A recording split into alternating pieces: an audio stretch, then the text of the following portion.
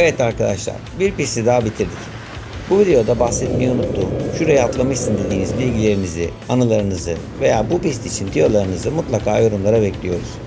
Sizin tecrübeleriniz bu videoları izleyecek olan yeni başlayan arkadaşlar için de altın değerinde. Kanalımıza abone olarak da DAMA Turizm ailesinin bu rehberliğine eşlik edebilir ve bu seriye katkıda bulunabilirsiniz.